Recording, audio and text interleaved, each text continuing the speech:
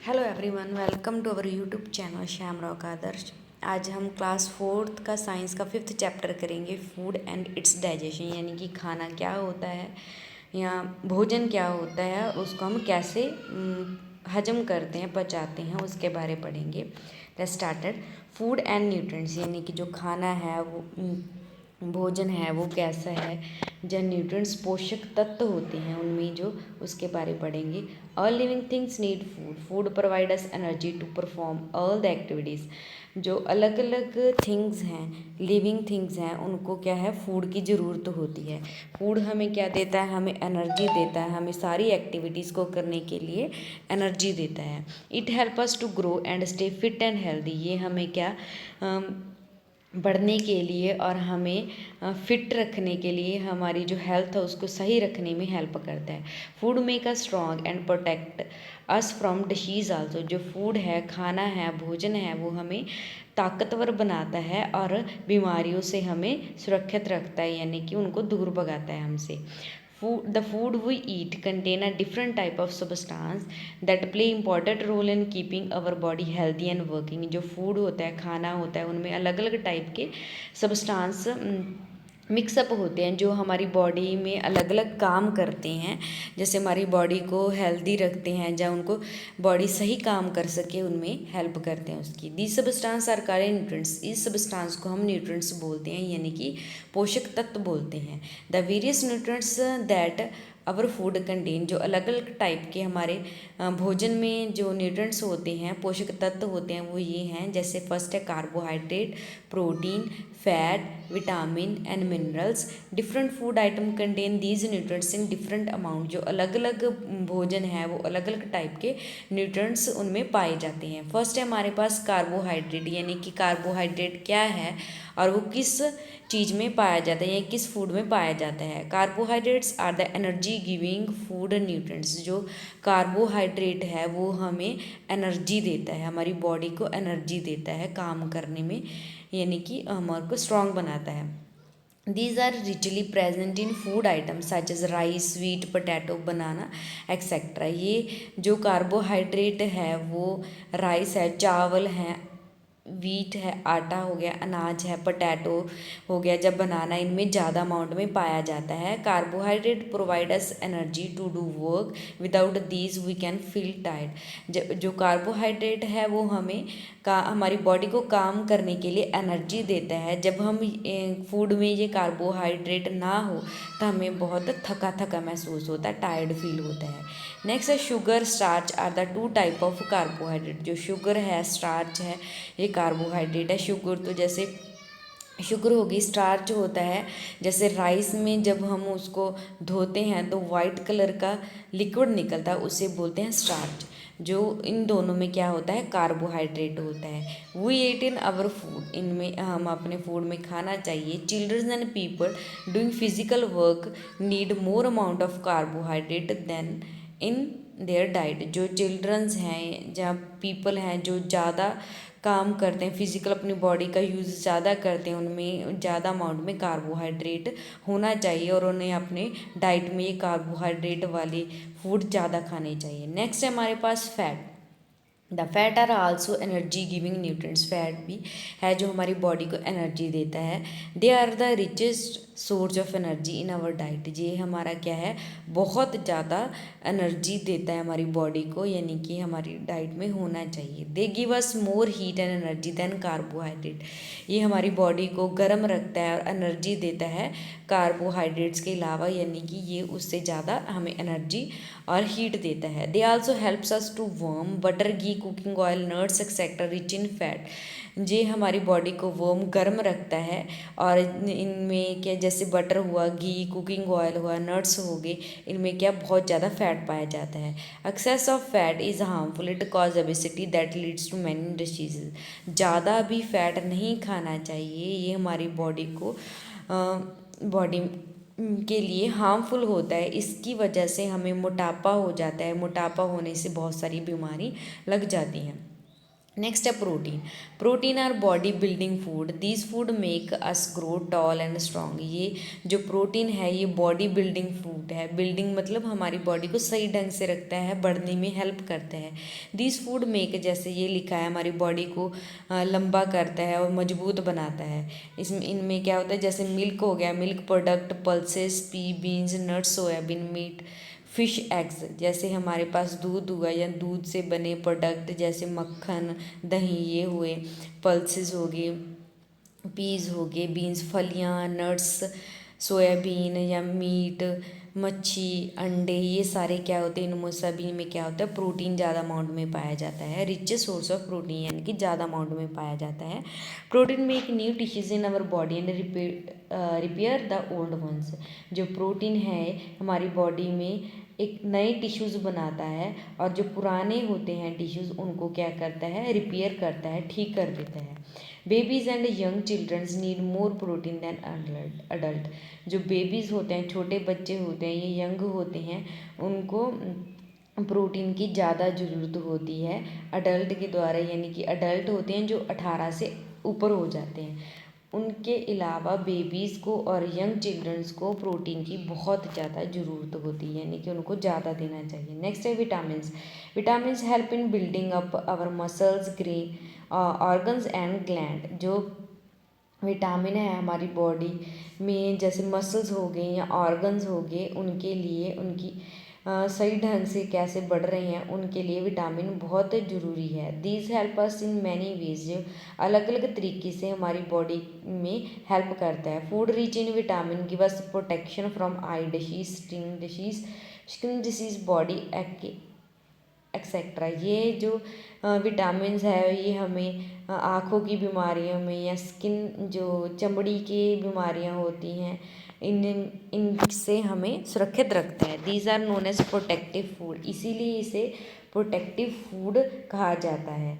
We get vitamin from leafly vegetables, fruit, cereals, chickens, etcetera. जो vitamin होते हैं जैसे वेजिटेबल्स हो गई, लीफली मतलब हरे वेजिटेबल्स, फ्रूट्स हो गए, या अनाज हो गए या चिकन, एग हो गए, इनमें ज़्यादा अमाउंट में पाया जाता है। Known this also milk is considered superior to other food, it is the best and complete food. जो मिल्क है इसे बाकी फूड से बहुत अच्छा माना जाता है, यानी कि ये कंप्लीट फूड माना जाता है। नेक्स्ट है minerals. Minerals are those substance that help our body to function normally. हमारी बॉडी, मिनरल्स वो सब्सटेंस होते हैं जो हमारी बॉडी को ठीक तरीके से काम करने के लिए नॉर्मल रखते हैं, हमारी बॉडी को हेल्प करते हैं उसको।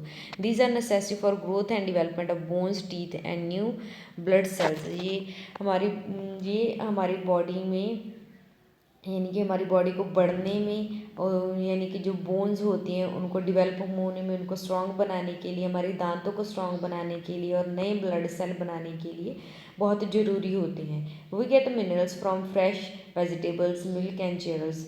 ये हम जो मिनरल्स होते हैं ये वेजिटेबल्स में, सब्जियों में, दूध में या अनाज में पाए जाते हैं। These are also called protective food as they keep our body free from disease and weakness. ये हमारी, इसे भी हम प्रोटेक्टिव फूड यानी कि सुरक्षित फूड बोल सकते हैं। ये हमारी बॉडी को बीमारियों से और वीकनेस से बचा के रखते हैं। नेक्स्ट है वेज एंड वाटर।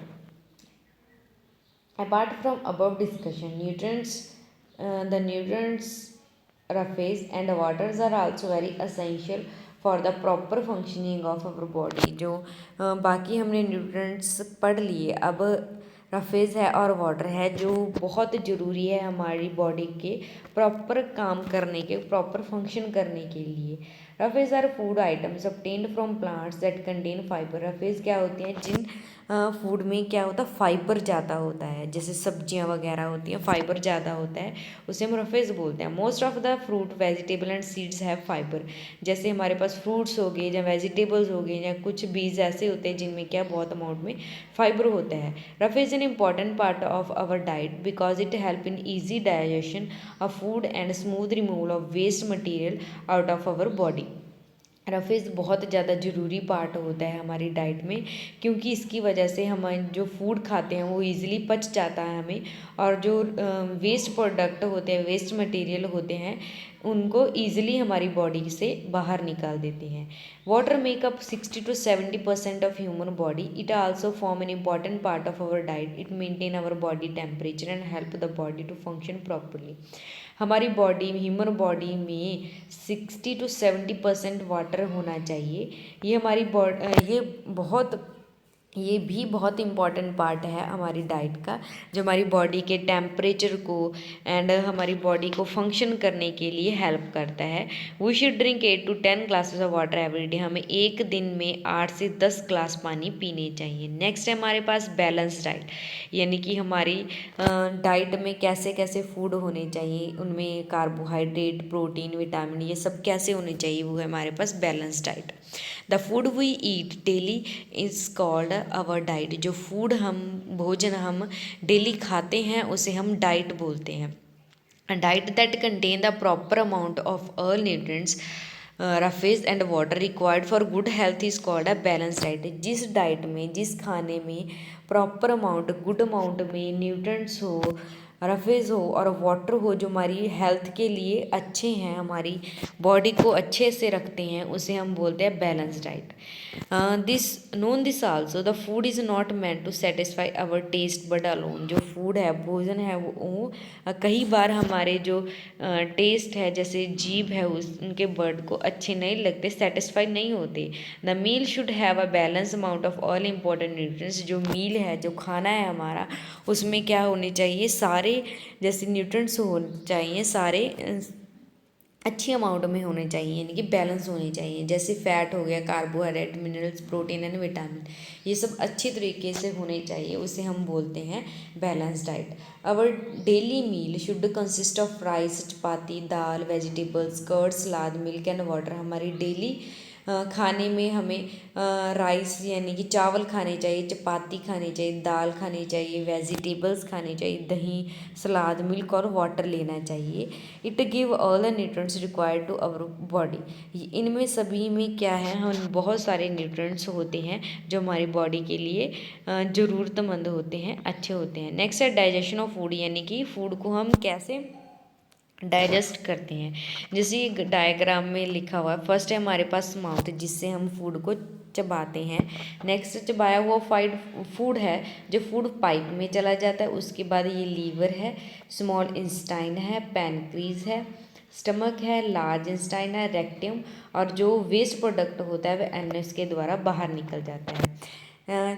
हमारे पास ये है the food that we eat have various nutrients which cannot be used directly by our body। जो फूड है जो हम खाते हैं वो उनमें बहुत सारे न्यूट्रिएंट्स प्रेजेंट होते हैं, वो हम ऐसे डायरेक्टली हमारी बॉडी में नहीं ले सकते।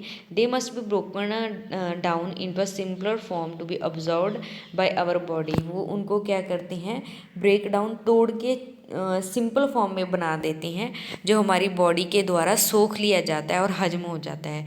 This process of breaking down of food into simpler form is called digestion. इस प्रोसेस को, जिसमें क्या होता है, फूड छोटे छोटे पार्ट में टूट जाता है, जो सिंपल फॉर्म में बन जाता है, उसे हम बोलते हैं डाइजेशन, यानी कि हजम होना। As soon as the food enter our mouth, the teeth chew the food. As the food is chewed, it mixes with saliva, which makes the food soft and moist. जो फूड है हमारी body में inter करता है mouth के द्वारा, जो हमारे दांतों के द्वारा चबाया जाता है। उस चबाने के बाद जो फूड होता है वो जो हमारे मुंह के अंदर थूक यानी कि पानी होता है, सलाइवा होता है, उससे मिक्स होता है। मिक्स होने के बाद जो फूड है वो सॉफ्ट होता है, यानी कि सॉफ्ट नरम हो जाता है, और उनमें मॉइस्ट यानी कि नमी सी आ जाती है, पानी आ जाता है। After the food has been chewed we swallow it then goes through the food pipe through into the stomach. जब हम अपने भोजन को चबा लेते हैं, उसके बाद हम उसको निगल लेते हैं, और जो आगे फूड पाइप में जाता हुआ किस में चला जाता है, स्टमक, पेट में चला जाता है। The food get mashed, squeezed and churn into the stomach. जो फूड है वो मैश्ड यानी कि पूरी तरह स्क्वीज यानी कि मैश यानी कि मिक्स किया जाता है, स्क्वीज यानी कि दबाया जाता है, चर्न यानी कि पाउडर में चेंज किया जाता है स्टमक में, पेट में।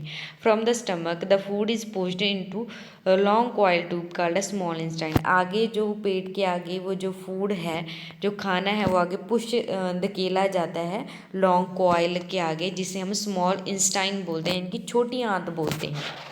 The more digestive juice from liver and pancreas are added here.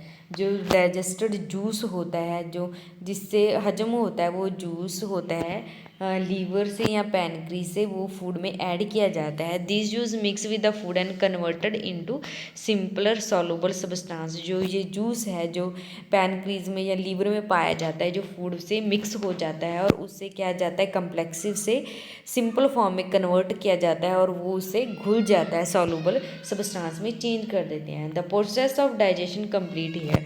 जो ये प्रोसेस है भोजन हजम करने की, वो यहाँ पर कंप्लीट हो जाती है। The undigested food which is not absorbed into the blood goes into the large intestine। जो undigested food जो हजम नहीं होता और जो absorb नहीं किया जाता ब्लड के द्वारा, वो आगे कहाँ जाता है, लार्ज इंस्टाइन यानी कि बड़ी आंत में चला जाता है। It absorb water from the food waste and carry it to the kidney. जो वाटर होता है वो ऑब्जॉर्ब किया जाता है, फूड वेस्ट से वाटर ऑब्जॉर्ब किया जाता है, किडनी के बीच जब चला जाता है। This water from the kidney goes out the body as a urine. और जो ये पानी सोख लिया जाता है, वो बॉडी से बाहर निकाला जाता है, जिसे हम यूराइन बोलते हैं। The remaining solid waste go off the body as stool.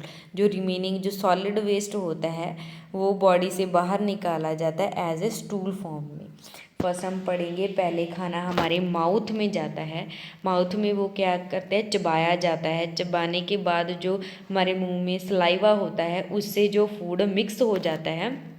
Mix होने के बाद जो फूड है वो सॉफ्ट और मॉइस्ट बन जाता है। आगे जो हम हजम कर लेते हैं, निगल लेते हैं उस फूड को, वो फूड पाइप में चला जाता है।